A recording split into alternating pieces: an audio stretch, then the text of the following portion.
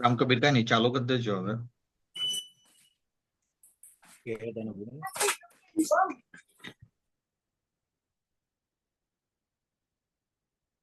Start. Ram Kabir સૌને.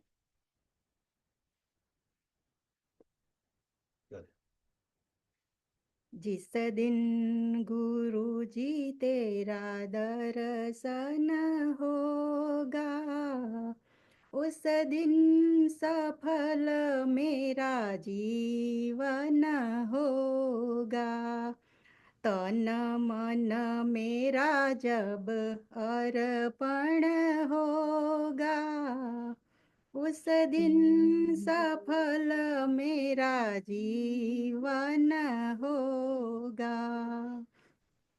मेरे मन के मंदिर में मैं तुझको बिठाऊंगी, भाव भरेलू वाल तारा चरणों में चढ़ाऊंगी। असुवन की धारा से अर्चन होगा, उस दिन सफल मेरा जीवन होगा। तेरा मेरा रिश्ता गुरुजी बहुत है पुराना, मुझको गुरुजी मेरे कभी ना भुलाना। ध्यान तेरा जब निस्दिन होगा, उस दिन सफल मेरा जीवन होगा। जैसा ही कहोगे मुझको वैसा ही मंजूर है, दृष्टि दया की मेरे पर भरपूर है। तेरी कृपा से मन दर्पण होगा, उस दिन सफल मेरा जीवन होगा। जिस दिन गुरु जी तेरा दर्शन होगा, उस दिन सफल मेरा जीवन होगा। राम कबीर. રામ કબીર. સૌને રામ કબીર. ઓમ શ્રી સદગુરુ કબીરાય નમઃ. આપ સૌ ભક્તજનોમાં વસેલ કબીરના રામ, આત્મા રામને સપ્રેમે વંદન. શ્રી રામ કબીર ભક્ત સમાજ ઓફ યુએસએ તથા સર્વે ચેપ્ટરો અને સર્વે ભક્ત સંસ્થાઓના સેવાભાવી સેવકો તરફથી આજના કબીર વિઝડમ કાર્યક્રમમાં ભાગ લેનાર, ફેસબુક લાઈવ અને સમય મળીએ યુટ્યુબ પર જોનાર સર્વે કબીર પ્રેમી ભક્તજનોનું હાર્દિક સ્વાગત કરતા આનંદ અનુભવું છું. जिस दिन गुरुजी तेरा दर्शन होगा, उस दिन सफल मेरा जीवन होगा. કાર્યક્રમની શરૂઆતનું આ સદગુરુ કબીરજીનું ભજન લોસ એન્જલસથી શ્રીમતી હંસાબેન નિલેશભાઈ ભક્તે આપણને સંભળાવ્યું. સૌને ભાવવિભોર અને કબીરમય બનાવ્યા. સમાજ આપનો ખૂબ ખૂબ આભારી છે. Thank you Hansaben. રામ. આજે આપણી સાથે કબીર વિઝડમ ટીમના સૂત્રધાર શ્રીમાન રાજુભાઈ ડાયાભાઈ ભક્ત ચિનો હિલ્સ સધર્ન કેલિફોર્નિયાથી જોડાય સત્યની શોધ પાથ ટુ સેલ્ફ અવેકનિંગ પર સત્સંગ કરશે. જોડાયેલ ભક્તજનોના આ જ વિષય પરના પ્રશ્નો કે અભિપ્રાયોની ચર્ચા બાદ સમયસર કાર્યક્રમને સમાપ્ત કરીશું. વિશ્વવ્યાપી ભક્ત સમાજમાં સદગત પામેલા સર્વે સ્વજનોના આત્માની શાંતિ માટે પ્રાર્થના કરીએ. જીવન મૃત્યુના આ ઘટનાક્રમમાં આપણા સ્વજનોના મૃત્યુનો ખાલીપો દૂર કરવા તેમના પરિવારજનોને શક્તિ મળે. સદગતની આગળની યાત્રા સરળ અને સુખદ રહે તેવી સદગુરુને પ્રાર્થના. દર રવિવારની સવારે ભક્ત સમાજના પરિવારો આ વર્ચ્યુઅલ કાર્યક્રમ કબીર વિઝડમ પર નિયમિત જોડાય છે. આ સફર એક આધ્યાત્મિક વિસામો છે આદિ વ્યાધિ ઉપાધિમાં પણ સાચી સમજણ મળે છે. વાદ વિવાદ નહીં કર નિત એક વિચાર, રામ સમર ચિત લાય કે સબ કર નિમે સાર. સદગુરુ કબીરજીની આ સાખીમાં આપણને વાદ વિવાદ નહીં કરવાની સલાહ આપે છે. તેઓ કહે છે કે વાદ વિવાદમાં જિંદગી વેડફે એના કરતાં તારા જીવનું સમગ્ર ધ્યાન પરમાત્માના સ્મરણમાં કેન્દ્રિત કર. સંસારના સર્વ વાદ વિવાદો પડતા મૂકીને તારી બધી વિચારસરણીને પરમાત્મા તરફ વાળ, એ જ તારા માટે યોગ્ય છે. સર્વ વાદ વિવાદો ત્યજીને ઈશ્વરાભિમુખ થવું એ જીવનમાં બધા કર્તવ્યનો સારરૂપ છે. કબીર વચનામૃતમાંથી સાબાર. નવા વર્ષનો સરસ બોધ છે. હવે એક ખાસ વિનંતી છે કે આપણા જાણીતા સત્સંગી કથાકાર માનનીય શ્રીમાન મોરારી બાપુની કથા આપણા તીર્થસ્થાન કબીરવડમાં હાલમાં ચાલી રહી છે. ભક્તજનો તેનો પૂરેપૂરો લાભ લે તેવી પ્રાર્થના. શ્રી રામકબીર ભક્ત સમાજ ઓફ USA ના નેજા હેઠળ 4 વર્ષથી નિયમિત કબીર વિઝડમ વર્ચ્યુઅલ કાર્યક્રમનો માં સૌ ભક્ત પરિવારોને લાભ મળે જ છે. ખૂબ જ ઊંડાણથી કેટલીક જ્ઞાન ચર્ચાઓ થઈ, કંઈક અંશે સાચી સમજણથી અજ્ઞાન દૂર થયું.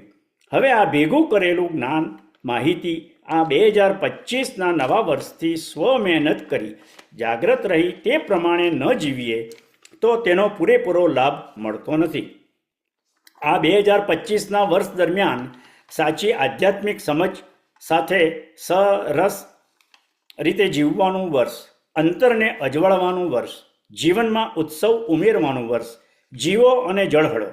નવા વર્ષની શુભેચ્છા માટે ચંડીદાન ગઢવીનું કાવ્ય યાદ કરીએ. આંગણ આવી ઊભું નવું વર્ષ એને પોખીએ, સબ ગીલે સિકવે ભૂલીને ભાવથી સહું ભેટીએ. દુનિયા બદલવાની કદીએ ચેષ્ટા કરીશું નહીં, ખુદને બદલવા આજથી સંકલ્પ હૈયે ધરીએ. વિશ્વવ્યાપી સર્વે ભક્ત પરિવારો પોતાની આધ્યાત્મિક યાત્રામાં સરળ રહે, સફળ રહે, અજ્ઞાનને સમજી જ્ઞાન તરફ અને ત્યાંથી વિજ્ઞાન સમજી જીવન સાર્થક કરે તેવી શુભેચ્છા. સૌને હેપી ન્યૂ યર. તો ચાલો શ્રીમાન રાજુભાઈને આવકારી તેમની પાસેથી જાગ્રત રહેવાના બીજા કેટલાક રસ્તાઓથી આપણે પરિચિત થઈએ. રામકબીર રાજુભાઈ, આવો. રામકબીર. રામ. ઓમ શ્રી કબીરાય નમઃ. સૌ ભક્તજનોને રામકબીર. થેન્ક યુ પ્રફુલભાઈ. તમે જે વાત કરી કે 2020ની આસપાસ જુલાઈથી કબીર વિઝડમ ની શરૂઆત આપણે કરી, 4.5 years થયા. તો હવે 4.5 yearsમાં જ્ઞાન બહુ બધું પીરસાયું છે. તો હવે જ્ઞાન, જે બાહ્ય જ્ઞાનની સમજ આપણને આવી ગઈ છે, તો બાહ્ય જ્ઞાનની સમજથી આપણે આંતરિક સ્વ અનુભવમાં કેવી રીતે લાવીએ એના પર આપણે આગળ પ્રયાસ કરીએ. કારણ કે જ્ઞાન તો ઘણું બધું છે અને આપણને મળ્યા જ કરે છે અને પીરસ્યા જ કર્યું, પરંતુ એને સ્વ અનુભવમાં નહીં લાવીએ તો આપણે પછી પેલું કે તેમ જેને ન્યાય આપવો જોઈએ બહારના જ્ઞાનને એ નથી કરી શકતા. એટલે આજે ફોકસ કરીશું આ 2025ની સાલમાં કે આપણે જ્ઞાન પણ પીરસીશું પ્રફુલભાઈ, પણ જ્ઞાનની સાથે એને કેવી રીતે સ્વ અનુભવમાં લાવવું અને માટે આપણે શું કાર્ય કરવા પડે તેના પર પણ ભાર મૂકીશું. તો આપણે એક ડગલું પેલું કહીએ ને કે આગળ વધીશું ધીરે ધીરે. તો સૌ ભક્તજનોને રામકબીર. જે અને નવા વર્ષના નૂતન વર્ષ અભિનંદન આપણે કહીએ તો અમેરિકન આજે 2025નું સાલ શરૂ થયું છે. તો સૌ સુખમય રહે, આનંદમય રહે અને જીવન મંગલમય રહે. અને કબીર વિઝડમનો તો એક જ ધ્યેય છે કે જાગૃતતાથી આપણું જીવન, કોન્શિયસનેસથી જીવન આપણું જાય. વ્યક્તિગત જર્ની છે હરિયા. એટલે સૌ ભક્ત ભાઈઓ બહેનોને કે સૌને હું પાછું યાદ કરાવું કે કબીર વિઝડમ પણ જે ભાઈ પીરસાયું છે એ આપણે પોતે વ્યક્તિગત લેવાનું અને વ્યક્તિગત રીતે જોવાનું કે મારે હું ક્યાં છું, મારી સિઝન્સ ઓફ લાઈફ ક્યાં છે, અને મારે જાગૃતતા માટે શું કરવું જોઈએ. કે સદગુરુ જે પરંપરામાં આપણે જન્મા છે, તો આપણા વડીલોએ કંઈક ને કંઈક તો જોયું હશે, તો એ લોકોએ સદગુરુને ફોલો કર્યા અને સદગુરુના ભજનો છે ગાયા અને એને આગળ ને આગળ લઈ આવતા. તો પછી આપણી પણ ફરજ થાય કે જો આપણા વડવાઓએ કંઈક ને કંઈક આમાં જોયું હશે સદગુરુમાં, તો આપણે કેમ એનો લાભ નહીં ઉઠાવીએ, આપણે કેમ એને સમજીએ નહીં અને સ્વ અનુભવમાં કેમ નહીં લાવીએ. એટલે મને થયું કે ગમે તે વસ્તુમાં આપણે માસ્ટરી મેળવવી હોય, ધારો કે આપણે સ્પોર્ટ્સનો એક્ઝામ્પલ લઈએ, તો કે આપણે બહુ સારા પ્લેયર બનવું હોય તો ફંડામેન્ટલ્સ કે જે મૂળભૂત પ્રિન્સિપલ છે એને આપણે ખાસ સમજવા જોઈએ અને એ ઉતારવા જોઈએ. તો હું તમને સૌને યાદ કરાવું કે જ્હોન વુડનનું નામ સૌએ સાંભળ્યું હશે. જ્હોન વુડન એમે લગભગ અસંખ્ય UCLA અને NCAAની ચેમ્પિયનશિપ મેળવી હતી અને એક પ્રખ્યાત ફેમસ કોચ થઈ ગયા જ્હોન વુડન. તો જ્હોન વુડન શું ફંડામેન્ટલ પર બહુ ધ્યાન રાખતા. દરેક કોચ આમ તો રાખે જ છે, પણ આપણે જ્હોન વુડનની વાત કરીએ તો એ શું કરતા કે જે પણ ખેલાડી, જે પણ પ્લેયર, બાસ્કેટબોલનો પ્લેયર બાસ્કેટબોલ રમવા આવે તો એની પાસે પહેલું કહે કે તું તારા શૂઝની દોરી બાંધતા શીખ. જ્યાં સુધી તારા શૂઝની દોરી તું સક્સેસફુલી બાંધીને માસ્ટરી નહીં મેળવે ત્યાં સુધી હું તને ફ્લોર પર નહીં જવા દે. તો ધેટ વોઝ હિઝ પહેલું. કારણ કે આપણે સૌને ખબર છે કે જો તમે લવઝી રીતે દોરી બાંધીને બાસ્કેટબોલના ગ્રાઉન્ડ પર ફ્લોર પર જાઓ ને શૂઝ નીકળી ગયું તો you are not going to play very good basketball your game. એટલે ત્યાંથી શરૂઆત કરતા અને થોડી ડિસિપ્લિન લાવવા માટે પણ હશે કે ભાઈ તું તારા શૂઝની દોરી બાંધતા શીખ પહેલા, અને જ્યાં સુધી મને લાગે નહીં કે તું આમાં માસ્ટરી મેળવી છે ત્યાર પછી જ હું તને ફ્લોર પર મૂકીશ. સો આ રીતે ફંડામેન્ટલ્સ જે છે, તો આપણે જે કબીર વિઝડમમાં પણ સદગુરુ તો કેટલું બધું કહી ગયા છે, રાઈટ. તો એ આપણે પણ ફંડામેન્ટલ્સ ને ધ્યાનમાં રાખી અને આગળ આવે આપણે ચાલવાનું છે. તો સદગુરુની જે બે એક ફંડામેન્ટલ ભજન છે તેને આપણે યાદ કરીએ, કારણ કે આપણે યાદ કરવાથી પાછું થોડું શું થાય કે આપણે કેમ કોઈ અગ્નિ, ત્યારે ઠંડીની સિઝન છે, અગ્નિ શરૂ કરો તો તેમાં બળતણ તો તમારે ઉમેર્યા જ કરવું પડે. બળતણ નહીં ઉમેરો તો અગ્નિ બુઝાઈ જાય. તેમ આપણા જીવનની જે આ યાત્રા છે સ્વ જાગરણની, એમાં પણ આપણે બળતણ ઉમેર્યા કરવું પડે. અને બળતણ એટલે રિપીટિશન અને repetition of sum of the પેલું કે તેમ જે ફંડામેન્ટલ ભજનો કે એકદમ સીધા પ્રચલિત ભજનો હોય છે તેને આપણે યાદ કરીએ. ભલે એ આપણે ભૂતકાળમાં આપણે કબીર વિઝડમમાં એની બી ચર્ચા પણ કરી હોય, પરંતુ આપણે એકડો કેમ ગૂંથતા, તો તે એકડો ગૂંથવા માટે આપણે આ કરવું પડે. તો સૌને હું એક ભજન છે તે ફક્ત વાંચી સંભળાવું અને બીજું એક છે પદ, તેનાથી આપણે ફંડામેન્ટલથી પછી શરૂ કરીશું કે ભાઈ હવે કેવી રીતે આને જે બહારની જે કબીર સાહેબનો અનુભવ હતો, કબીર સાહેબની સમજ અને બીજા સદગુરુની સમજ એ આપણને પડી ગઈ, પરંતુ હવે એને સ્વ અનુભવમાં કેવી રીતે લાવીએ તેના પગલા પહેલા આપણે તો સૌને ખબર છે કે મોકો કહા ઢૂંઢે રે બંદે मैं तो तेरे पास में, मैं ना तीरथ में ना मूरत में ના એકાંત નિવાસ મેં. કબીર સાહેબ કેટલી સરસ વાત કરી કે હું તીર્થમાં પણ નથી, મૂર્તિમાં પણ નથી, પછી એકાંતમાં પણ નથી, કોઈ એવા નિવાસમાં ત્યાં પણ નથી. એવું નથી. એટલે હું એક સૌને પાછું કહી દઉં કે જે પરમ તત્વ છે એ બધે જ છે, એવરીવેર. પણ કબીર સાહેબ આપણને ઢૂંઢે શબ્દ જે છે ને એના પર ખાસ યાદ રાખવાનો કે તું જ્યાં શોધવા જાવ છે ને બહાર, ત્યાં તને નહીં મળશે. એટલે એવું નથી માનવાનું કે અહીંયા નથી, એવું નથી. તું જે ઢૂંઢે શબ્દ, જ્યાં ઢૂંઢે છે ત્યાંથી નહીં મળશે, તને તારી અંદર જે છે ત્યાંથી મળશે. એટલા માટે હું ભાર મૂકીને સૌને યાદ કરાવું, નહીં તો આપણે ખોટો એનો અર્થ લઈ લઈએ કે ત્યાં નથી એમ. ના, સર્વરૂપી છે, ઓમની પ્રેઝન્ટ. ના तीर्थ में ना मूर्त में ना एकांत निवास में, ना मंदिर में ना मस्जिद में ना काबे कैलाश में, ना में जप में ना में तप में, ના વ્રત ઉપવાસ में, એટલે વ્રત એટલે આપણે વ્રત રાખીએ કે ઉપવાસ કરીએ તેમાં પણ નથી. ના મેં ક્રિયાકર્મ में, नहीं जोग संन्यास में, नहीं प्राण में, नहीं पिंड में, नहीं. એટલે આ રીતે કહી છે મેં હું વિશ્વાસ મેં, કે સબ શ્વાસો કે શ્વાસ में. હવે એનો ખરો લાસ્ટ સ્ટેન્ઝામાં જુદા જુદા લોકો લખે છે, પણ કહેવાનો મતલબ શું કે આપણી શોધ ક્યાં હોવી જોઈએ એ એના પર કબીર સાહેબ ભાર મૂકે છે.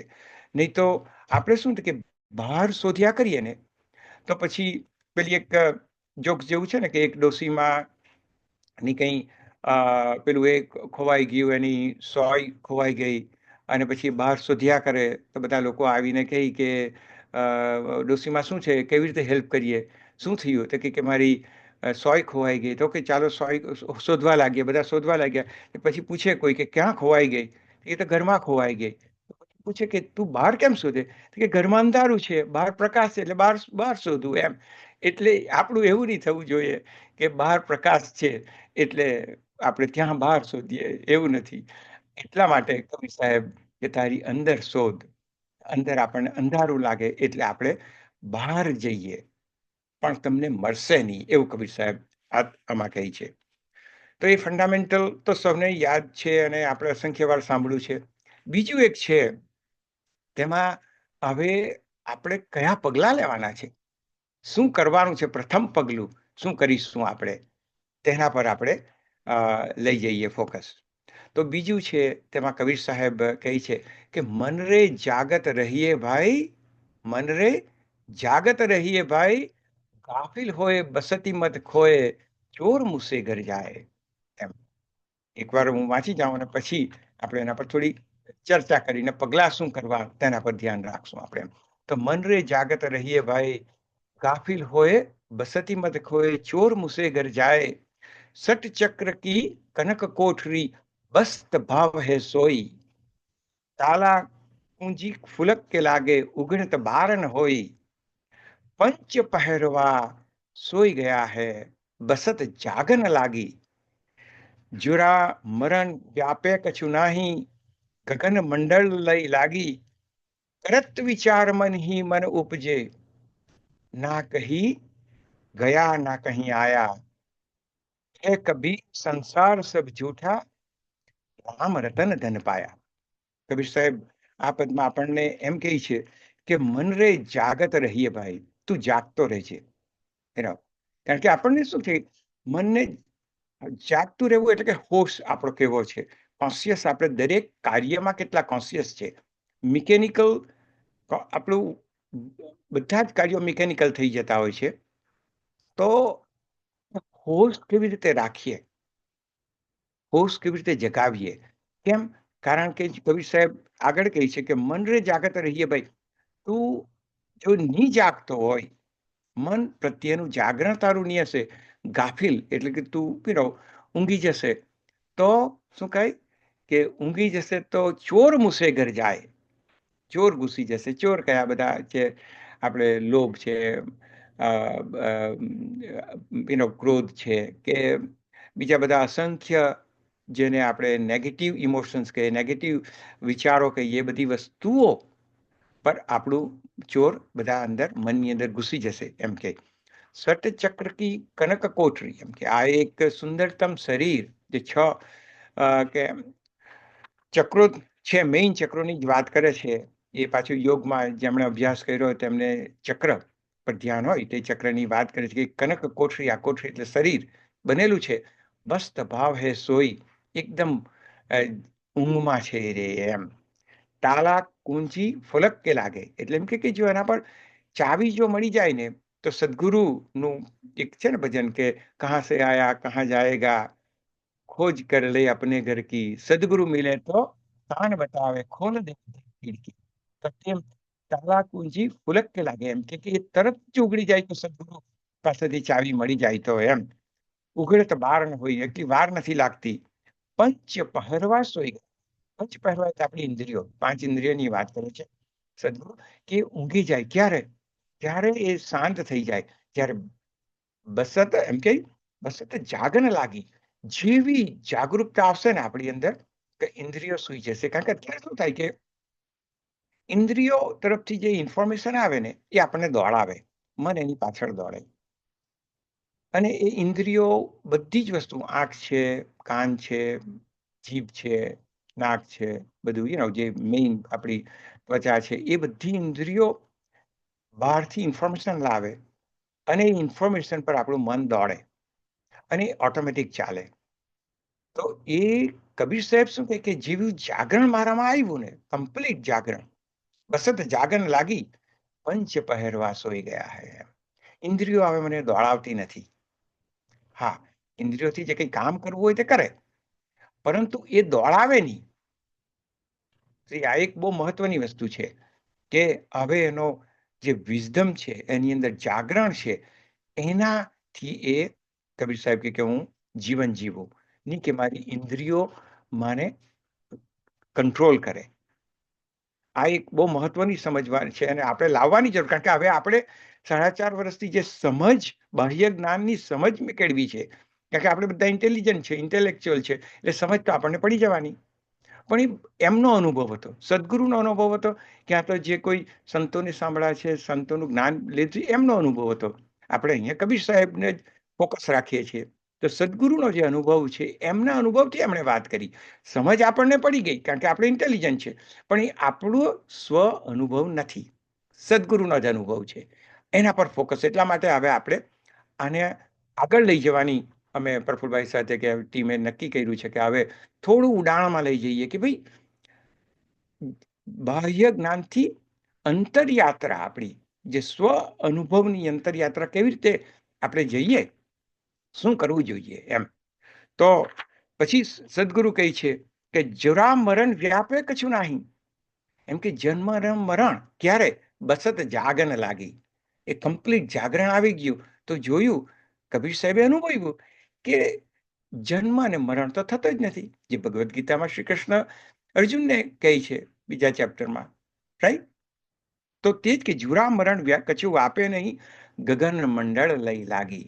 એક બ્રહ્માંડની અંદર, એટલે ઓફકોર્સ ગગન મંડળમાં ઘણી વાર આપણે કહીએ કે અહીંયા જે સહસ્ર છે તેની અંદર ની પણ એ કદાચ આપણને સૂચન કરતા હોય, જેમણે યોગ અભ્યાસ કર્યો હોય, તો ત્યાં એક આપણને ખબર ને જે સહસ્રાર છે, ત્યાં હજારો કમળ વાળું એક પેલું એમ એક એ છે ચક્ર બનેલું, તેમાં વાત કરતા હોય. જરા મરણ વ્યાપે કછું નહીં, ગગન મંડળ લઈ લાગી, કરત વિચાર મન હી મન ઉપજે. હવે આ અનુભવથી પછી એને જોયું અને વિચાર થયો કે ના કहीं ગયા ના કहीं આયા, હું કશે ગયો પણ નથી ને કશેથી આવ્યો પણ નથી.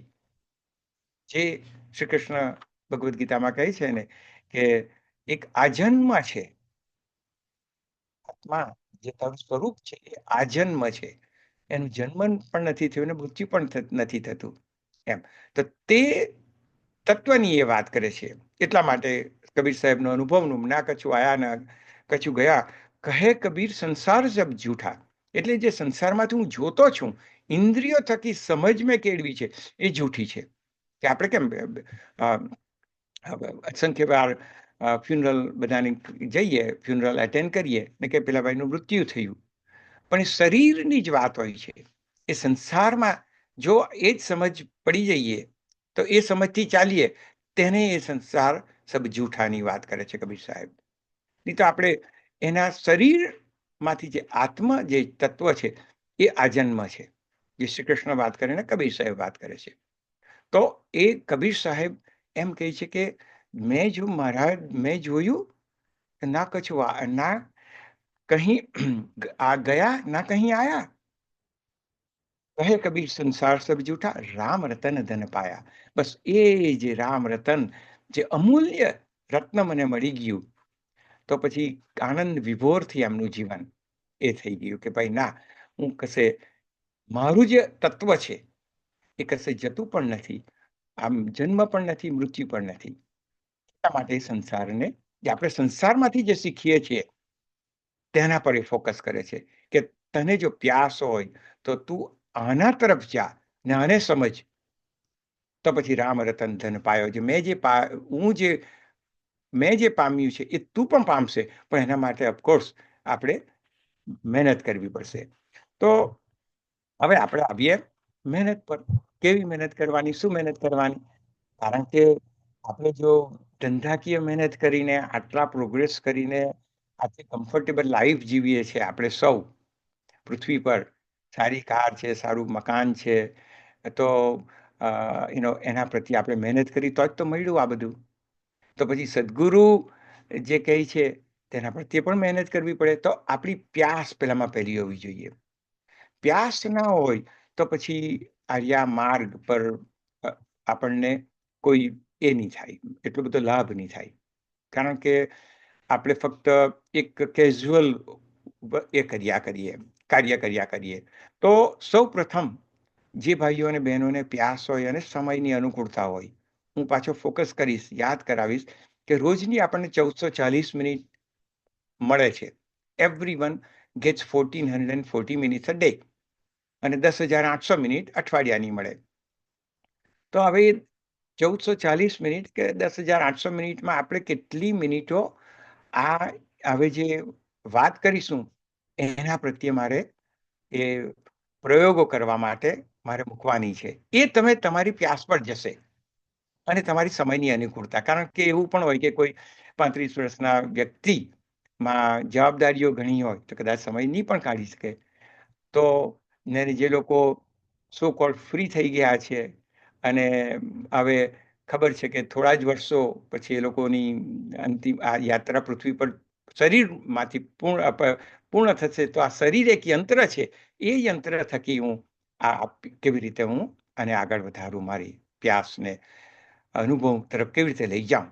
તો તેને માટે સમય કદાચ વધારે હશે. એમ 1440 મિનિટમાંથી એમ કે ભાઈ હવે મારે નિવૃત્તિ છે તો હું એનામાં વધારે સમય કાઢીશ. એટલે એ વ્યક્તિગત છે. અને હંમેશા જોવાનું કે કબીર વિઝડમ કે ગમે ત્યાં પણ સત્સંગમાં કંઈ વાત થાય તો આપણને ઘણી વાર એમ થાય કે મેં સાંભળ્યું છે ઘણા બધા કે એમ કે ઓ બધું સારું કાર્ય કર્યા છે, બધા સાંભળે તો સારું, બધા જીવનમાં ઉતારે તો સારું. એ જે સેન્ટેન્સ છે એને એમ કરી નાખવાનું કે બીજા ઉતારે કે નહીં ઉતારે એની મેં જવાબદારી નથી લીધી, હું ઉતારું કે નહીં. આ જ્ઞાન મને ક્યાં અને કેટલું લાગુ પડે છે તે એના પર પણ હું ભાર મૂકીશ કે આ વ્યક્તિગત જર્ની છે. સામૂહિક જર્ની, સામૂહિક રીતે સપોર્ટ સિસ્ટમ હોય, પણ અંતમાં તો વ્યક્તિગત જર્ની છે આપણી. અને આ વ્યક્તિગત જર્નીમાં હું કેટલો સમય ફાળવું એ મારી 1440 મિનિટમાંથી મારે નક્કી કરવાનું છે. તો જ આપણે આના પર આગળ એ કરી શકું. તો આ જે ફંડામેન્ટલ વસ્તુ છે એ આપણે નક્કી કરવાની છે. હવે આપણે જઈએ શું કરવાનું. તો કે ભાઈ હોશ જગાવો. હોશ એટલે જાગરણ, કે ભાઈ કોન્શિયસ કેવી રીતે રહે. આપણે સામાન્ય દાખલો આપીએ તો ઘણી વખત આપણે પોતે પણ કાં તો આપણે કોઈ 2-5 જણા વચ્ચે બેઠા હોય તો કોઈનો પગ હલ્યા કરતો હોય, તો પગ હલ્યા કરતો હોય છે તો જોવાનું કે એ વ્યક્તિ હોશમાં કે જાગરણથી હલાવે છે કે આમ જ હલવા માંડ્યો એનો પગ, કે પછી ખંજવાળતો હોય તો જોવાનું કે એ વ્યક્તિ ખંજવાળે છે તો એની અનુમતિથી, એના હોશથી ખંજવાળે કે ખાલી ઓટોમેટિક ખંજવાળે છે. પગને હલતા તો મેં બહુ બધાને જોયા છે કે ઘણા બેઠા હોય તો પગ જ હલ્યા કરતો હોય. અને ઘણીવાર બહુ બધાના એવા મેં જોયા છે. ત્યારે હું વિચાર કરું કે આ વ્યક્તિને ખબર છે કે એનો પગ હલે છે, કે એની અનુમતિથી હલે છે. પગ હલે એ તો ખબર હોય, પણ અનુમતિ અને જાગરણમાં હલે છે કે ફક્ત ઓટોમેટિક હલવા માંડ્યો અને એને એ પોતાનું મન બીજે કશે હશે. એટલે હોશ એટલે શું કે તમે શરીર પ્રત્યે, શરીર ક્યાં બેઠું છે, મન શું વિચારે છે અને તમે ક્રિયા શું કરો છો, એ ત્રણ પ્રત્યેનું જાગરણ, એ ફંડામેન્ટલ, આ બેઝિક. હજુ એનાથી બીજું જાગરણની વસ્તુ તો આપણે બાકી રહી ગઈ, પણ શરૂઆતમાં જ આપણે જોવાનું કે ભાઈ મારું શરીર કેવું બેઠું છે, મારું મન ક્યાં છે અને હું જે કાર્ય કરું છું એ ત્રણ એક એમાં મારી હાજરી છે. એમ પેલું એક્ઝામ્પલ છે ને કે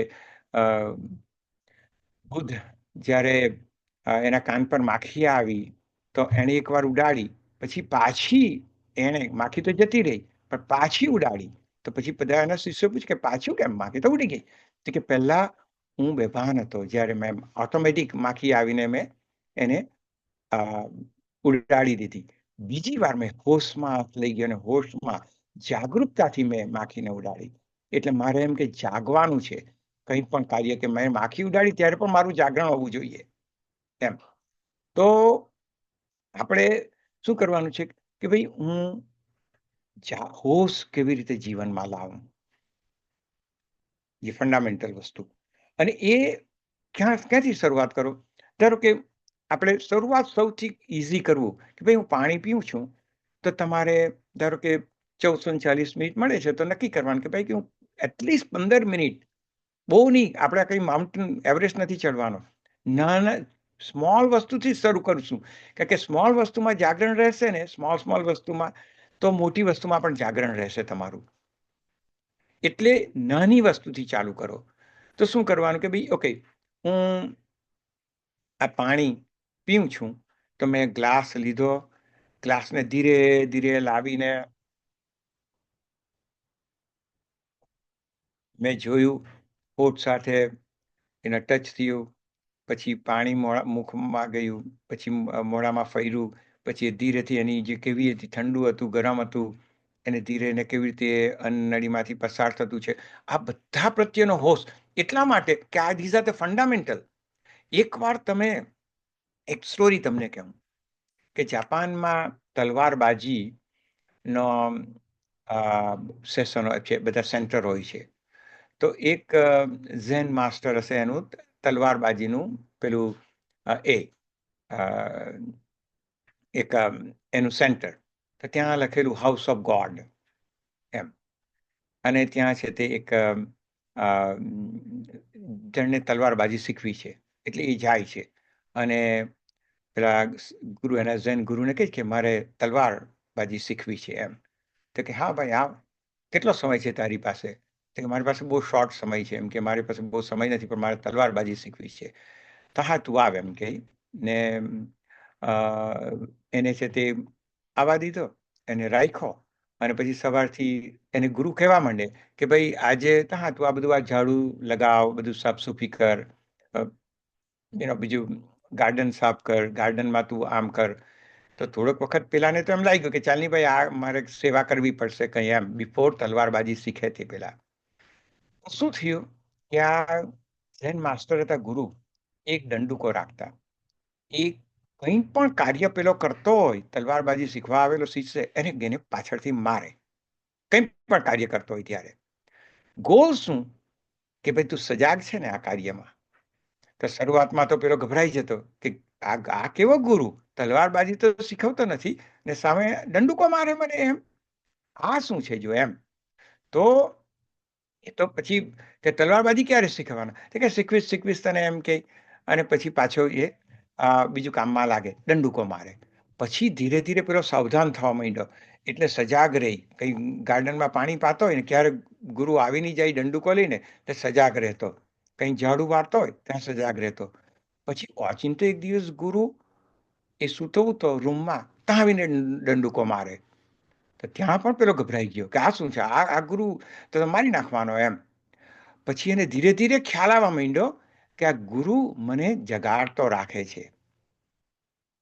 આ બહુ મહત્વની વસ્તુ છે, જગાડતો રાખે છે. અને ધીરે ધીરે ધીરે જાગતો, એ પછી એ દરેક ક્રિયામાં એ જાગતો થઈ ગયો શિષ્ય. પછી એને થયું કે ચાલ મારે ગુરુની પરીક્ષા લે, ગુરુ જાગે છે કે નહીં એમ. એક દિવસે 5 વાગે વહેલો ઉઠી અને એને ગુરુના રૂમ પાસે જાય ને દંડુકો હાથમાં લઈ ને હજુ પ્રવેશે તે પેલા ગુરુ એને કહે દંડુકો મૂકી દે એમ. તો ખબર પડી ગઈ કે ગુરુમાં કેટલું જાગરણ. તો હવે આપણે જે સ્થિતપ્રજ્ઞાના લક્ષણોમાં છેલ્લે ગાય છે, જેમાં જાગે બધા ભૂતો તે જ્ઞાની મુનિની નિશા, એ રાત્રે પણ જાગે છે સંયમી. આપણે તો અત્યારે જે પગલાં લેવાના છે તે દિવસના જાગરણના જ પગલાં લેવાના છે.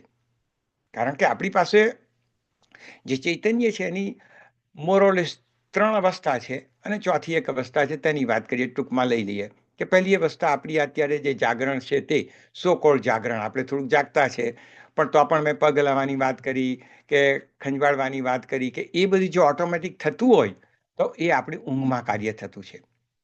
એમ કાર પણ આપણે ઘણીવાર ડ્રાઈવ કરતા હોય તો એક પોઈન્ટથી બીજા પોઈન્ટ પર ક્યાં પહોંચી ગયા તે ખબર નથી પડતી.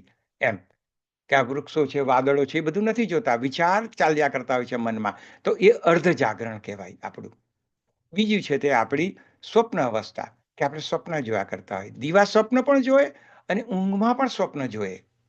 અને સ્વપ્નને સાચા માનીએ, ઊંઘના જે સ્વપ્નો આવતા એને સાચા જ માનીએ. કારણ કે જો આપણા પ્રત્યે ઇલેક્ટ્રોડ લગાવવામાં આવે શરીર પર, તો ધારો કે આ મારી પાસે બધા જ આવે તો બધા સ્માર્ટ વોચ પહેરે છે, તો સ્માર્ટ વોચ મને કહે કે તારી સ્વપ્નની ઊંઘ કેટલી હતી, તારી ડીપ સ્લીપ કેટલી હતી અને તારી લાઇટ સ્લીપ કેટલી હતી અને તું કેટલી વાર જાગતો હતો. તો ધારો કે હું 10 વાગે સૂઈ જાઉં અને 6 વાગે ઉઠું તો એ 8 કલાકનું એનાલિસિસ મને સવારમાં કહી દે.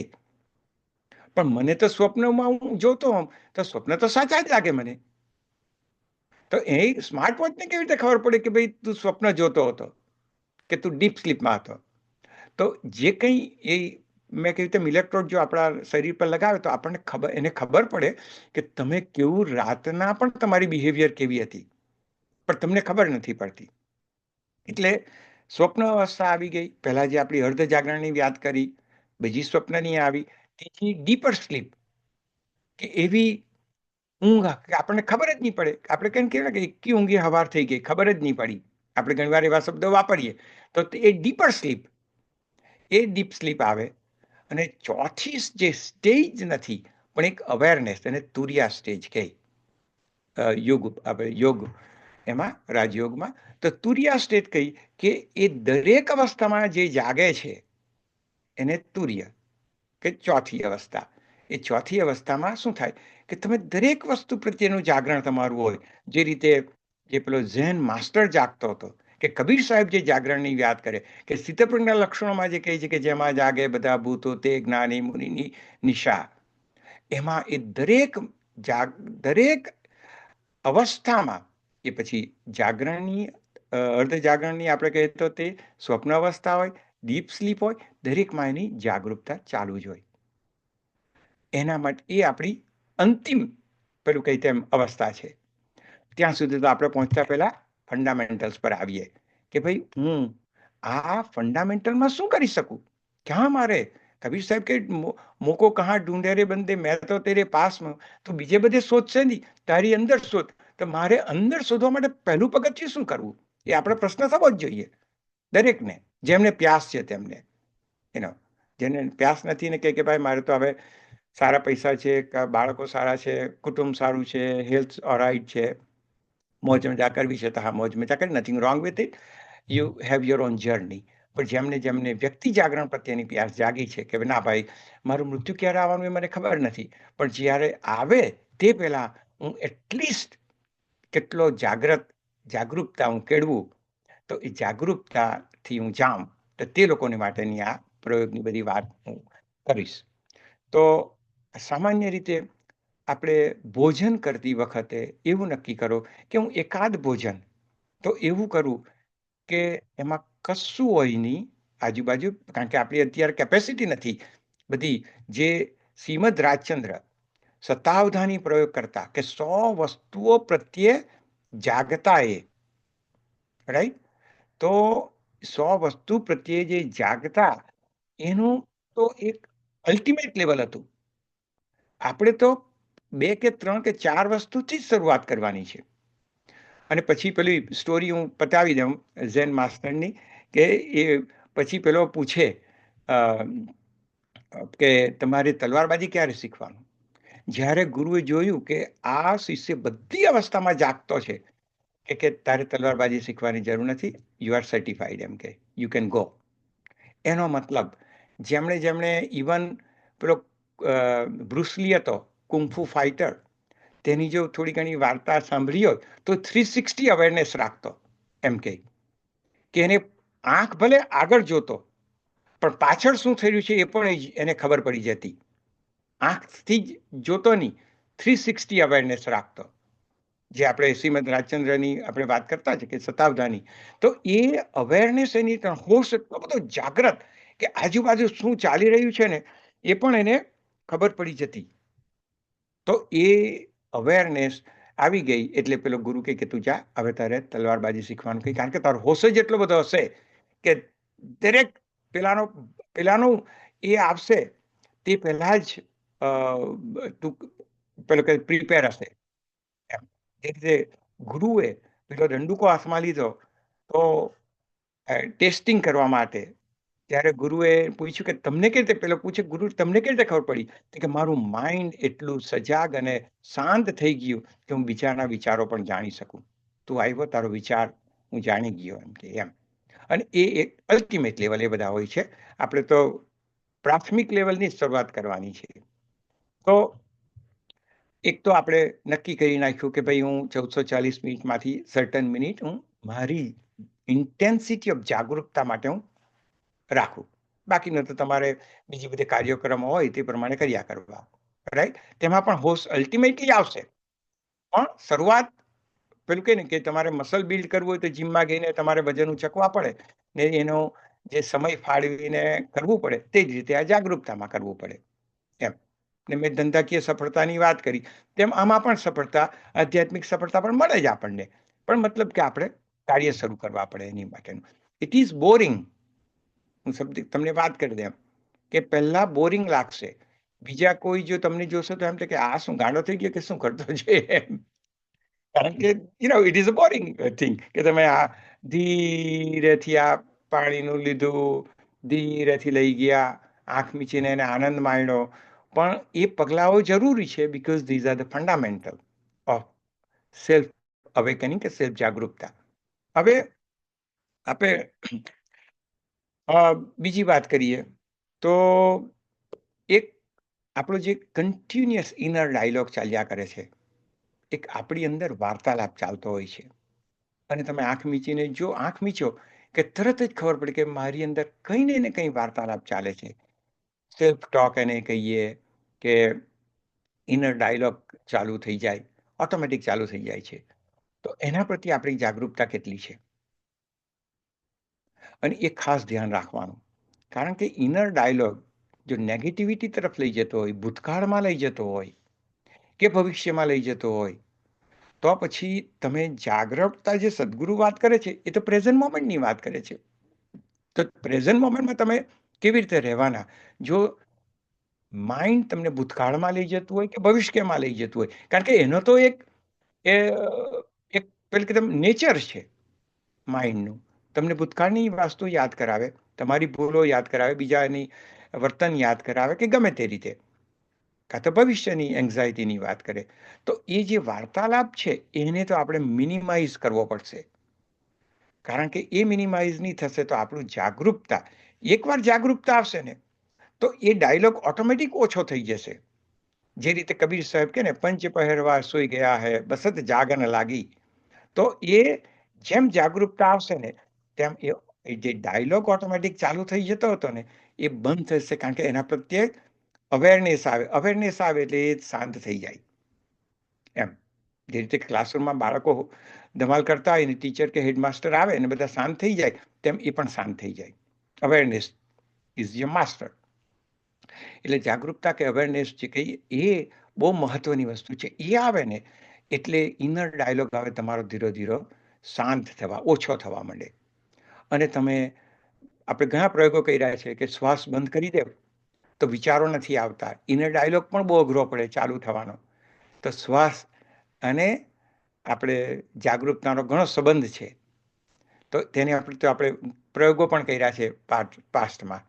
તો હવે આપણે એની તો વાત કરી કે ભાઈ પાણી પીવું કે કોઈ પણ ક્રિયા કરું, એક ક્રિયા એવી લેવ કે જેમાં તમે ધીરેથી કરો, એકદમ સ્લો સ્પીડમાં, અને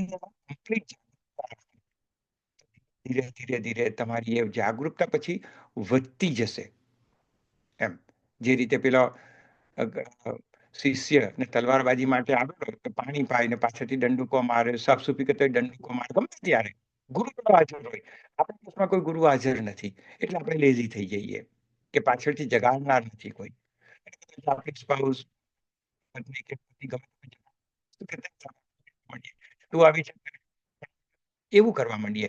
એટલે આ જે ફોકસ છે, જેમને પ્યાસ છે એ ફોકસ પોતાના તરફ લઈ જવું પડશે. કેમ કેટલો જાગતો હતો કે કેટલો ઊંઘમાં મારું કાર્ય થાય છે. ને આ બહુ મહત્વનું છે. જો તમારે જાગવું હોય તો ઇનર ડાયલોગ પ્રત્યેનું ધ્યાન જેમ જેમ જશે એમ શાંત થશે ને તો પીસ ઓફ માઇન્ડ આવશે. કારણ કે જે વિચારો આવે છે ને એ ઇલેક્ટ્રિકલ ઇમ્પલ્સિસ છે.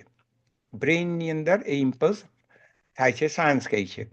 એને લીધે પણ તમારું માઇન્ડ એટલું પીસ, જે એકદમ જે કબીર સાહેબ જે પીસ અનુભવી તે આપણે અનુભવી નથી શકતા એનો. એટલે એને માટે આપણે શું છે કે આ વિચારો ઓછા થઈ જવા જોઈએ, અનનેસેસરી વિચારો નહીં આવવા જોઈએ.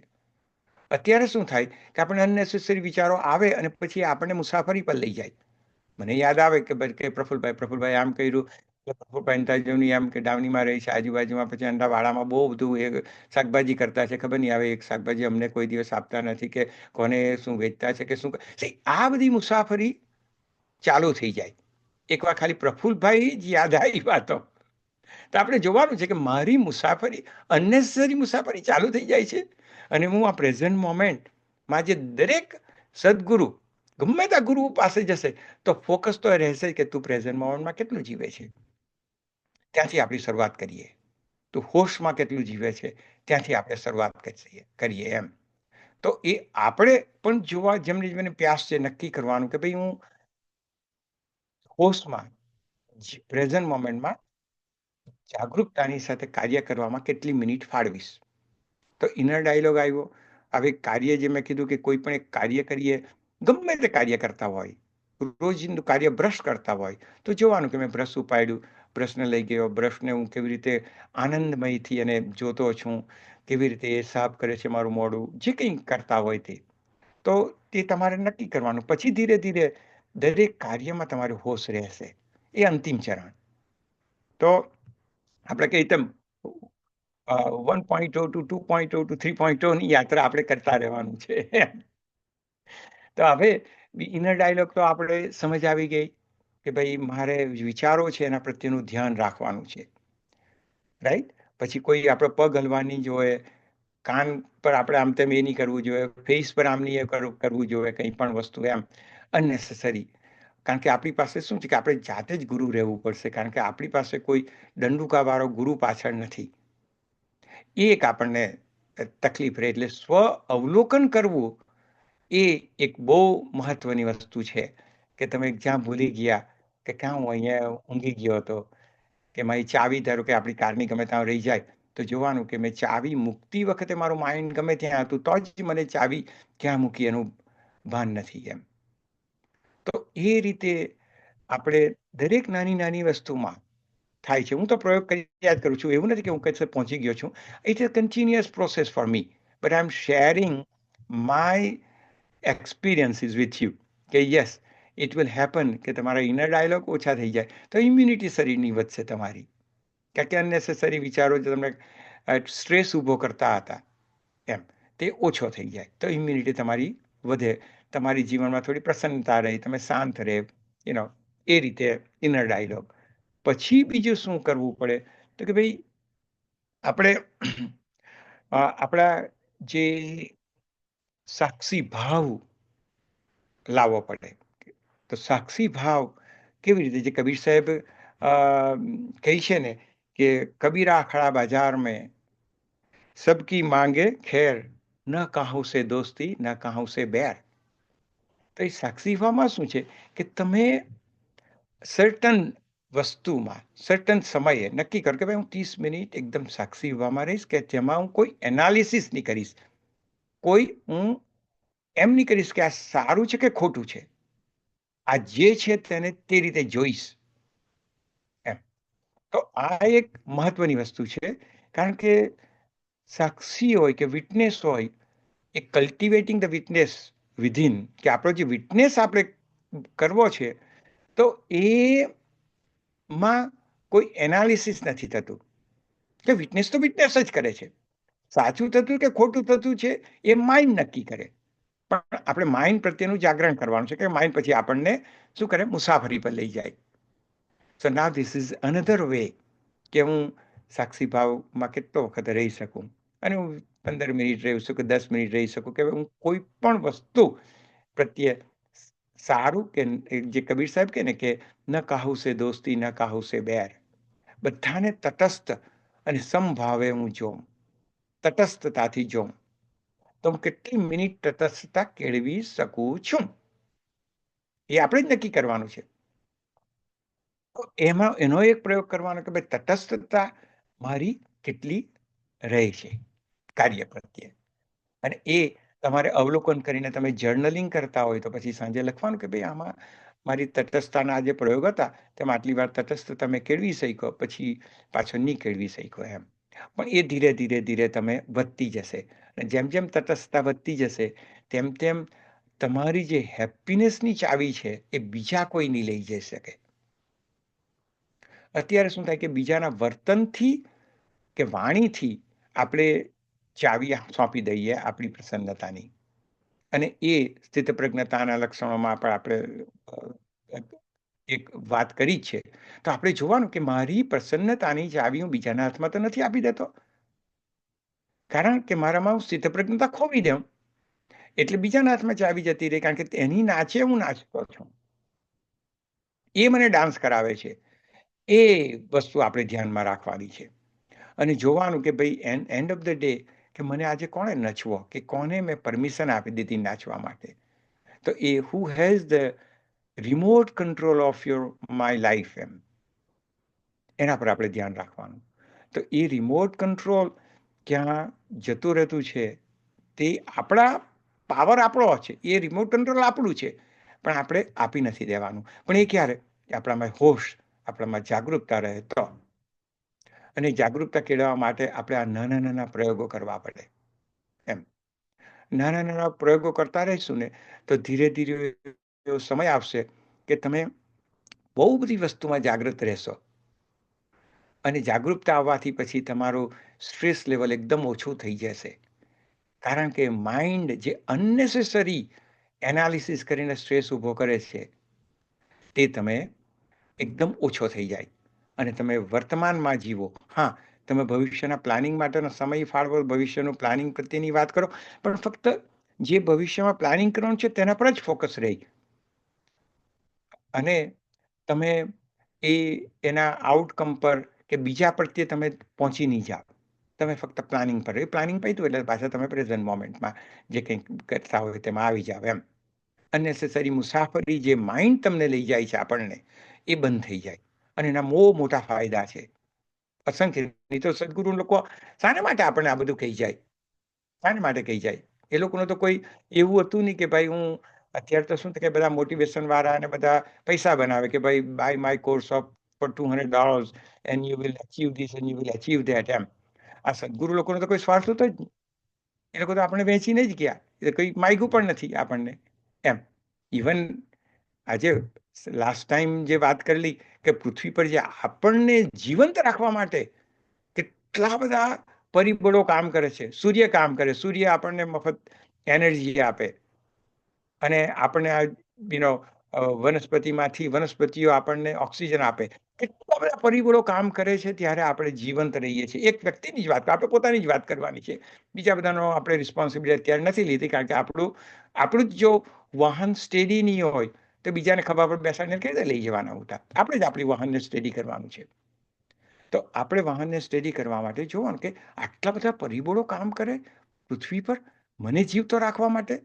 જે ઓક્સિજન જોઈએ, વાઇટામિન જોઈએ, એનર્જી જોઈએ, અને બીજા સમૂહ લોકોનું જે અનાજ પ્રોડ્યુસ કરીને આપણા ઘર પર ટેબલ પર આવે છે, ને પછી આપણા ઘરમાં આવીને આપણે કુક કરીને ખાઈએ છીએ.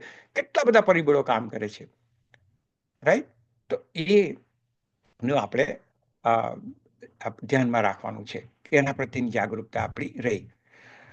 અને એક છેલ્લે ટેમિંગ ધ ઈગો, કે આપણી અંદર જે હું છું, કબીર સાહેબ મેં અને મેરા, ની વાત કરે છે કે એને તારે એના પ્રત્યેનું જાગરણ રાખવાનું છે કે મેં અને મેરા.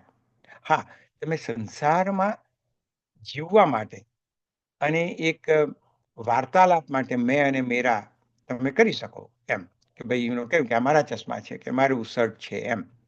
પરંતુ એનાથી મેં અને મેરાની જે જર્ની છે એનેમાંથી આપણે જે એને ટેમ કરવાનો છે, કારણ કે ઘણી વાર શું થાય કે આપણામાં અહંકાર એટલો બધો આવી જાય કે મેં કર્યું. આ વિચાર કરો કે મેં અત્યારે જ વાત કરી કે ભાઈ આપણને જીવંત રાખવા માટે કેટલા બધા પરિબળો કામ કરે છે. હવે એમાં જો આમ કે હું જીવતો છું, મેં આમ કર્યું, મેં તેમ કર્યું, પણ વિચાર કરો કે સૂર્ય બંધ થઈ જાય તમે શું કરવાના? વનસ્પતિ ઓક્સિજન આપતી બંધ થઈ જાય તમે કેવી રીતે જીવવાના? એટલે એ જે હું કરું એ જ અજ્ઞાનતા સકટનો ભાર, જેમ સ્વાંતણે નરસિંહ મહેતા કહેતા કે કબીર સાહેબ મેં ઓર મેરાની વાત કરે, તો એના પ્રત્યે જાગૃત થવાનું છે કે ભાઈ હા, એક આ મેં અને મારું એ એક ફક્ત સંસારિક કાર્યકર્તા અને સંચાલન માટે ને વ્યવસ્થા માટે હું વાપરીશ, પરંતુ હું કરું છું આ બધું એ પ્રત્યેનું મારું એક જતું કરવું પડશે, એટલે ટેમિંગ ધ ઈગો. એટલે કબીર સાહેબ તો ટેમિંગ ધ ઈગો એટલું અઘરું છે, કારણ કે મેં જે આપણું તત્વ છે એટલું બધું રીઢું થઈ ગયું છે આપણી સાથે, કે આપણે નાનપણથી જ શીખવામાં આવે ને આપણે તારા શું તારું આ, કારણ કે એ જરૂરી છે, પણ એ મેની સાથે આપણે અટેચ થઈ ગયા. એટલે કબીર સાહેબ શું કહે છે કે કબીરા ખડા બજાર મેં લઈ લકુટી હાથ જો ઘર બાર अपना चले हमारे साथ. એમ તો કબીર સાહેબ એમ કહે છે કે જે ઘર એટલે કે તમારું જે અહમ છે એ જેણે બાળવા અને છોડવા માટેનો રેડી થાય છે એ જ વ્યક્તિ મારી સાથે ચાલે, કારણ કે એ બહુ અઘરામાં અઘરું કામ છે કે ટેમિંગ ધ ઈગો. તો taming the ego it is very difficult. એટલા માટે કબીર સાહેબ કહે છે કે જો ઘર બારે આપણા ચલે હમારે સાથ. એમ તો તે જેણે જે તમે રેડી હો તો જ, પણ આપણે એ લેવલે અત્યારે પહોંચવું કે નહીં પહોંચવું દરેકની પોતપોતાનો આપણે નિર્ણય લેવાનો છે. આપણે શું કરવાનું છે કે ભાઈ આ પ્રથમ પગલાં છે, હોશથી હું કેટલું કાર્ય કરું છું અને હું વર્તમાનમાં કેટલો રહું છું. તો એક ક્રિયા જ નક્કી કરો 1440 મિનિટમાંથી અને એના પર પ્રયોગ કરતા જાઓ. પછી બીજી ક્રિયા ઉમેરજો, પછી ત્રીજી ક્રિયા ઉમેરજો, પછી ચોથી ક્રિયા. તો ધીરે ધીરે ધીરે ધીરે ધીરે આપણે આગળ વધતા જશું. અને આપણે ઇવન શ્રીમદ રાજચંદ્રના જીવનમાંથી દાખલા લઈ શકીએ કે જો શતાવધાનીના પ્રયોગ કરી શકતા હોય કે 100 વસ્તુ પ્રત્યેનું એક સાથેનું જાગરણ એનું હતું, આપણે તો 1 કે 2 કે 3, આપણો શ્વાસ કેવો ચાલી રહ્યો છે, ડાબા નસકોરામાંથી જાય કે જમણામાંથી જાય છે, અત્યારે કેટલો ઊંડો છે, મારું એબ્ડોમિન બહાર આવે છે કે ફક્ત છાતીમાંથી હું શ્વાસ લઈ રહ્યો છું, બહુ ટૂંકો છે, એ બધા પરિબળ પ્રત્યેનું ધ્યાન જશે આપણું. અને ત્યારે તમે એડજસ્ટ કરતા જશો, જે કોર્સ કરેક્શનની વાત કરી હતી લાસ્ટ ટાઈમ. તો આ બધા પ્રયોગ કરવા માંડશો ને, અને આપણે 2025ની સાલમાં આપણે આ જ અમારું ફોકસ રહેશે પ્રફુલભાઈ કે કબીર વિઝડમની ટીમ સાથે, કે આપણે આગળ ડીપર લેવલે જઈશું. સમજ, બાહ્ય જ્ઞાનની સમજ તો આવી ગઈ છે અને એને ઉમેરતા જ રહીશું, બળતણ તો જોઈશે જ, પરંતુ પ્રયોગો કરતા આપણી શક્તિ ખીલશે. કઈ જાગૃતતાની, અને એ જ જાગૃતતાની શક્તિ ખીલશે ને તો આજે પંચ પહેરવા સુઈ ગયા બસત જાગન લાગી, જે કબીર સાહેબ કહે છે. અને અંતમાં કબીર સાહેબ જે કીધું ને કે મન હી જુરા મરણ વ્યાપે કછું નહીં, ગગન મંડળ લઈ લાગી, કરત વિચાર મન હી મન ઉપજે, ના કહી ગયા ના કહી આયા, કહે કબીર સંસાર સબ જૂઠા, રામ રતન ધન પાયા. એ વાત કરીને હું પૂર્ણ કરું છું. સૌ ભક્તજનોને Ram Kabir. Ram Kabir Rajbhai, very important tips. તમારી અંદરની જે હેપીનેસ ને તમારા જાત અનુભવોને સ્ટેપ બાય સ્ટેપ સદગુરુના ભજનો અને સાખીઓની જ્ઞાનવાણીના ઉદાહરણો લઈને બધી સમજાવ્યું. આપણી અંગત આધ્યાત્મિક જર્નીમાં જે મન વચન કાર્યમાં જાગૃત રહેવાની ટિપ્સ આપી, વેરી ઇમ્પોર્ટન્ટ. તો હવે કોઈ જોડાયેલા ભક્તજનોને કોઈ અભિપ્રાય કે પ્રશ્નો હોય તો આપણે ચર્ચા કરીએ. Please rays your hand.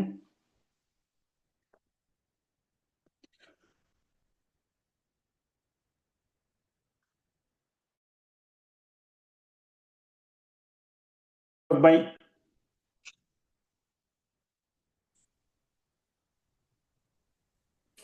Ram Kabir sir ને રામ કબીર.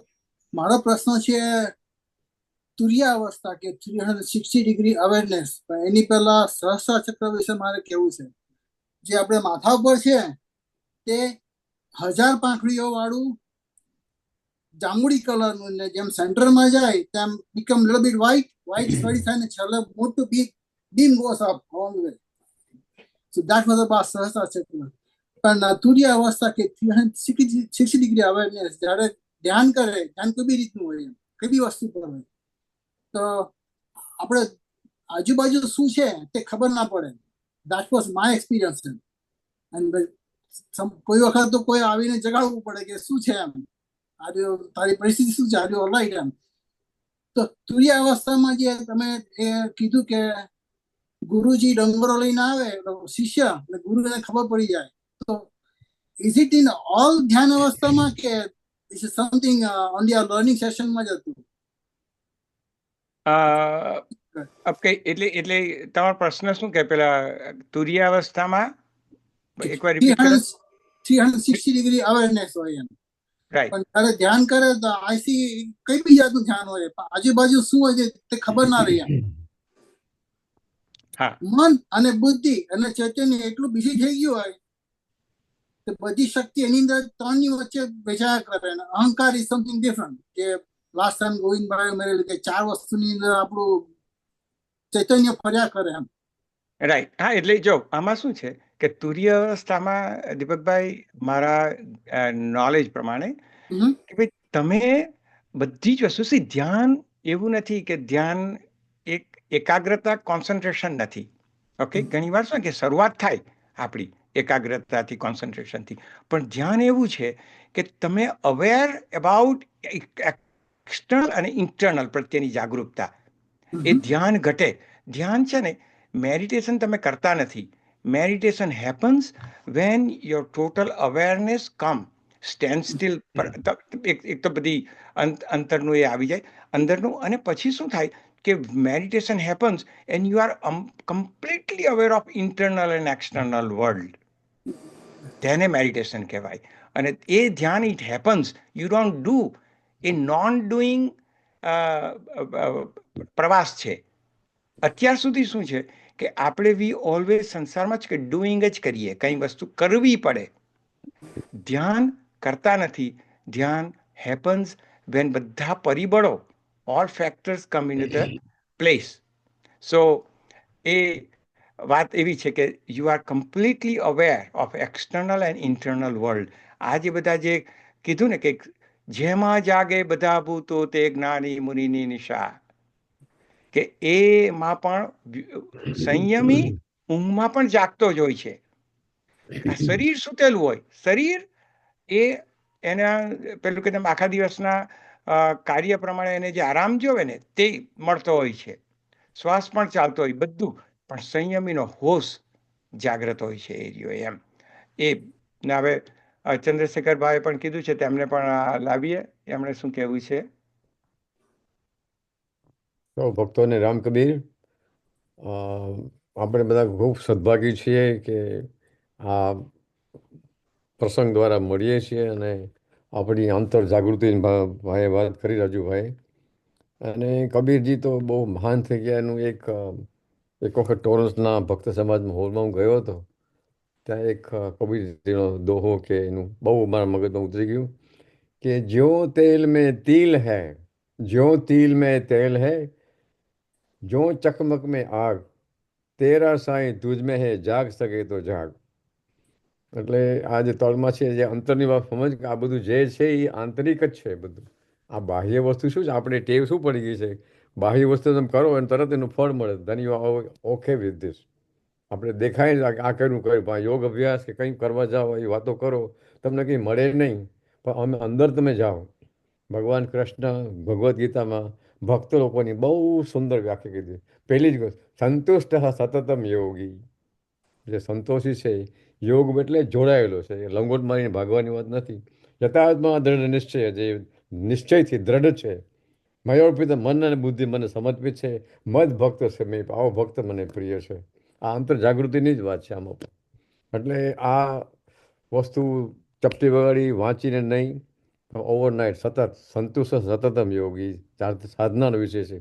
ભગવાન અર્જુન ભગવાને કહે કે તમે ભગવાન મને કે તમે કર્મની વાત કરો, બીજી બાજુ કર્મ છોડવાની વાત છે શું? તો કે અભ્યાસ એનો તું કાંતે અભ્યાસ કરો, સતત અભ્યાસ. અને આપણે એકલા જ છીએ પોતાની યાત્રામાં. હવે બધા જાણે છે કે આ શરીર મારે ચલાવવાનું, હું નથી, આ ચાલે છે. અદ્ભુત વસ્તુ છે આ વસ્તુ.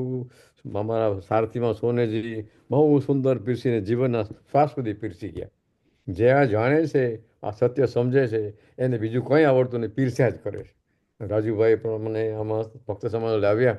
હું ઘણો સદભાગી છું કે ભક્ત સમાજ જે રીતે મળે છે અને જે કુટુંબો મર્જ થઈ ગયા છે ને, એ જે પ્રસન્નતા ત્યાં હોય છે હોલમાં, ત્યારે આ જાળવવા જેવો વિષય છે. આજના વિભાજિત જીવનમાં તમે જોવો કે ચારે બાજુ અરાજકતા વ્યાપી છે, એમાં સતત પૂછો અસતોમાં સદગમય, સીધી વસ્તુ છે. તમસોમાં જ્યોતિર્ગમય, મૃત્યોર્માં અમૃતમ ગમય. આ બહુ સીધા સાદા, બહુ શું કહેવાય, દ્રઢ ઊંડાણવાળા વસ્તુ નથી, પણ બહુ સસ્તી વસ્તુ છે. તો આ જાગૃતિ બધાની રહે. નહીં, તમે જે વાત કરી ચંદ્રશેખરભાઈ, સરસ કે આ જ રીતે જાગૃતતા કેળવવી, સમજ આવી જવી ઈઝી છે, પણ સમજને સ્વ અનુભવમાં લાવવું એને માટે આપણે જે કાર્ય કરતા રહેવું પડે એમ. તો થેન્ક યુ વેરી મચ દીપકભાઈ અને ચંદ્રશેખરભાઈ. હવે જો બીજા કોઈ ભાઈઓએ કંઈ હોય તો. ઓ ગોવિંદજી આવો.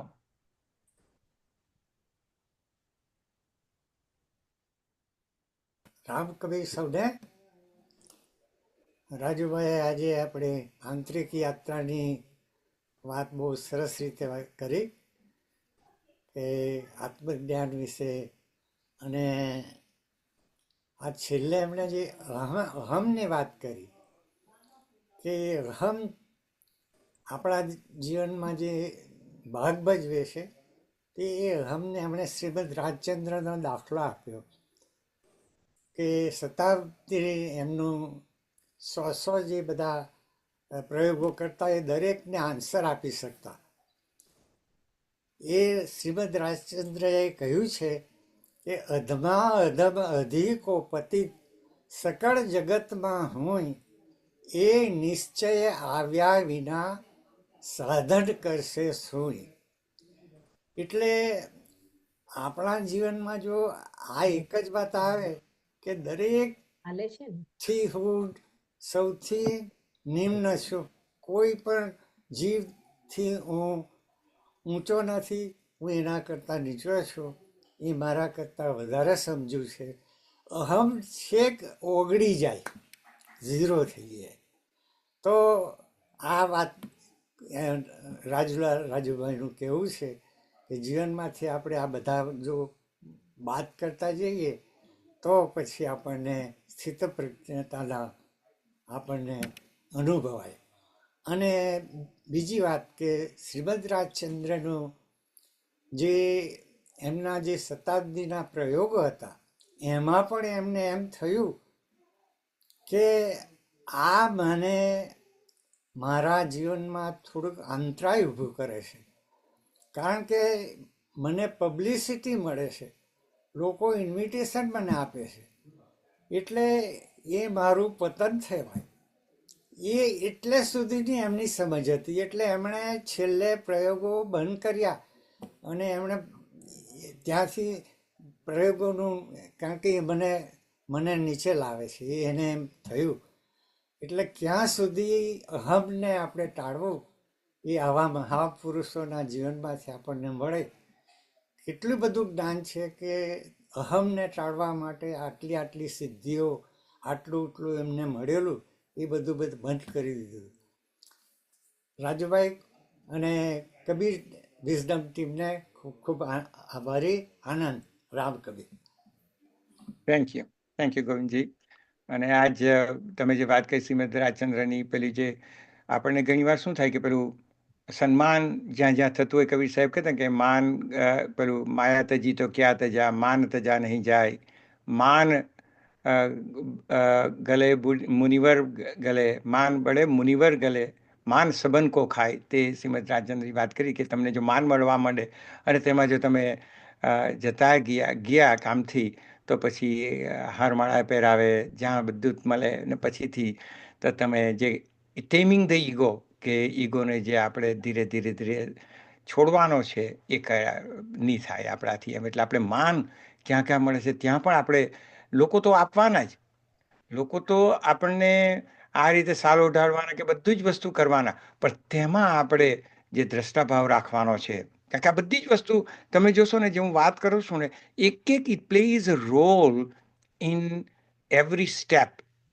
પણ એના પ્રત્યે જાગૃતતા ને યાદ, સતત સ્મરણ અને સતત જાગૃતતા રહેશે ને, તો પછી એ વસ્તુ આપણને ટચ નહીં કરશે. કમળમાં જેમ કબીર સાહેબ કહે કે કમળને પાણી કે કાદવ ટચ નથી કરતું, તેમ આપણું જીવન પછી કબીર સાહેબના જીવન પ્રમાણે જાય. So thank you very much, Govindji. Ram Kabir. Praful Bhave, looks like nobody, so you can end. Yes, સરસ આત્મચિંતન થઈ ગયું. હવે કબીરજીને આપણે માનીએ, પરંતુ તેમનું ન માનીએ એવા આપણે ભક્તજનો. તો હવે આ નવા વર્ષથી આપણે બધા કબીરજી જે કંઈ કહે છે, કંઈક સમજણ પડે છે, તો તેનું પણ આપણે માનીએ, જીવનમાં ઉતારીએ, એવી અમારી શુભેચ્છાઓ. હવે પૂર્ણ તરફ આગળ વધીએ. હરિઓમ. પૂર્ણ એ છે, પૂર્ણ આ છે, પૂર્ણથી તો પૂર્ણ ઉગ્યું છે બધું, પૂર્ણમાંથી પૂર્ણ આપી દો ભલે, શેષ પાછળ પૂર્ણ રહેવાનું સદા. ઓમ શાંતિ શાંતિ શાંતિ. રામ કબીર.